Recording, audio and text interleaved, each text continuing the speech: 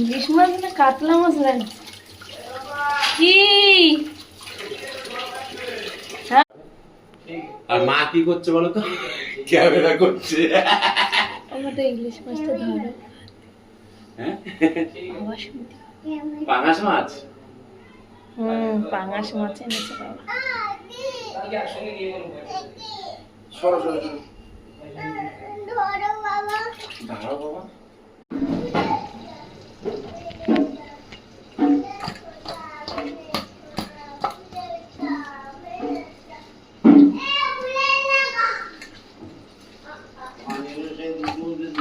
কাজ বন্ধ করলে পারে কেন কি আছে?